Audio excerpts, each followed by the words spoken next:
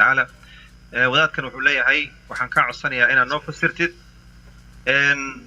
آيادا الله سبحانه وتعالى وليه ولن ترضى عنك اليهود ولا النصارى حتى تتبع ملتهم إن أنت صورقتك سوقري مركا شيخنا فليتفضل مشكورا. بسم الله الرحمن الرحيم. آيادو معناheedu waa iska cadahay oo ruuxii kulleey luqada quraanka garanaya san horeyba uu soo sheegay macnaheedu qarsoodi kuma jiro labada ummadood oo yahuudi iyo nasaarada ah raalli idin kama noqonayaan ilaa aad diintooda raacdaan bimacnaa ilaa aad sidooda kala noqotaan oo mabaadiidooda qaadataan idin ma daynayaan آية كالتوس معناها لو كرب الشيء تبارك وتعالى ودوا لو تكفرون كما كفروا فتكونون سواء وحي شعريهن إن قالوا ذان سيء قالوا بين أضمرك اسكم من نقطان يعني وحويان ومن باب الحسد حسدا من عند أنفسهم ويو خير كان لقول الربن روحه وحي لادن صوماليدو روحه كبهلا ضدكو إنه وذا كبابيلان بوشعليه ruuxa qaawana in la wada qaawanadu jecel yahay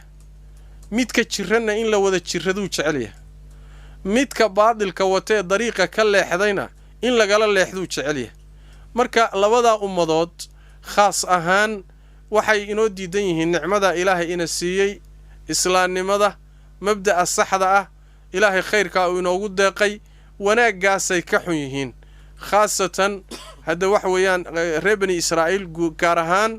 وأمدي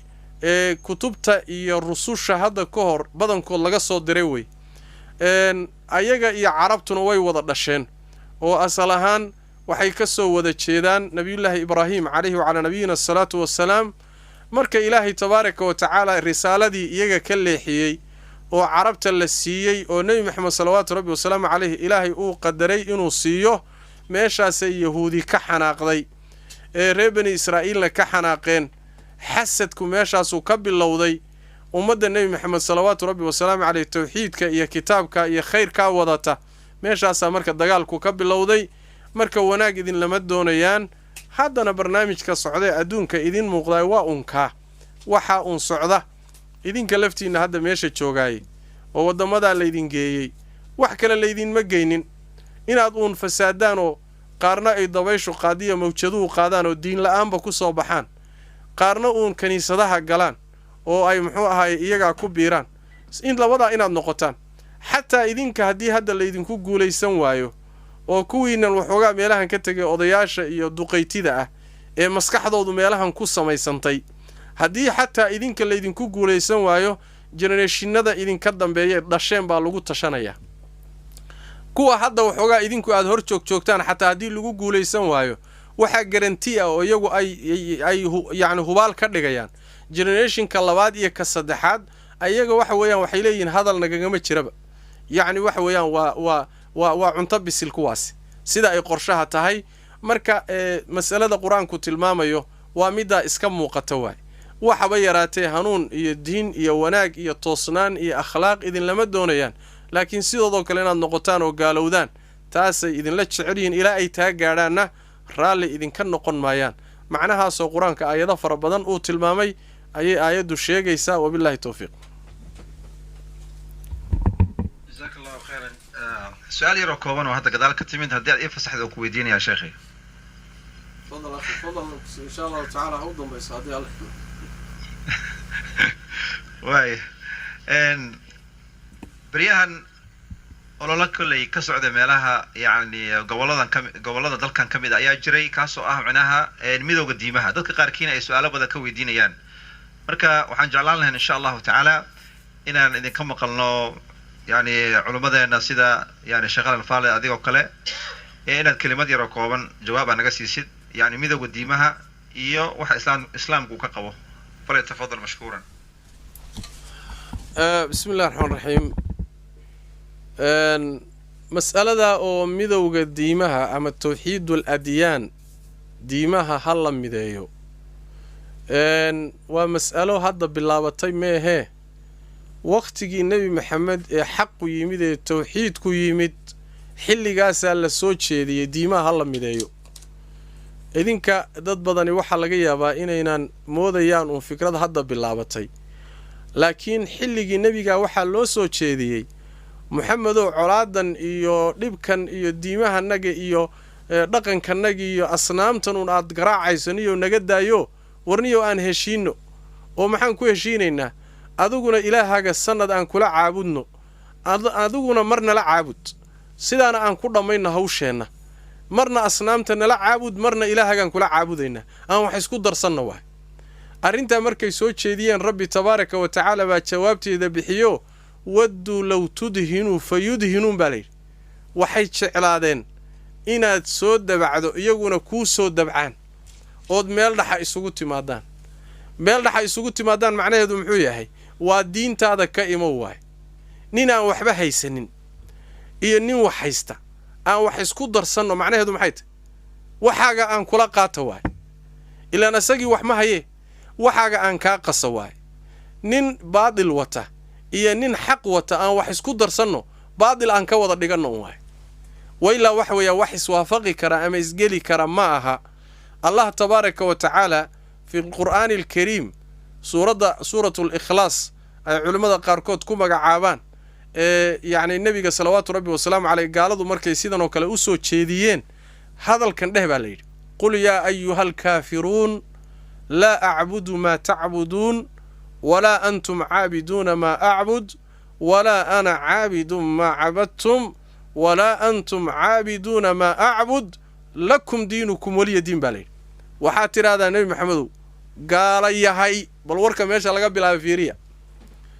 wixii la wadwaday iyo la dhoodhoobahayay oo dhan halkaasaa lagu kala firdhiyey gaala yahay horta gaalaatiin baa layidhi kuwiinnan gaalada ohow anigu ma caabudayo waxaad caabudaysaan idinkuna ma caabudaysaan allaha aan caabudayo dariiqa aan wax ku caabudaye tawxiidkaa kuma caabudaysaane shirki baad wadataan shirkiga aad wadataan iyo dariiqiisa aniga wax kuma caabudayo tawxiid baan wax ku caabudayaa kaan caabudaynana waan ku kala bedelannahay oo anuguna alle keligii baan caabudaa idinkuna asnaan baad caabudaan dariiqana waa ku kala duwanoo anigana dariiqaygu waa tawxiid idinkana dariiqiinnu waa shirki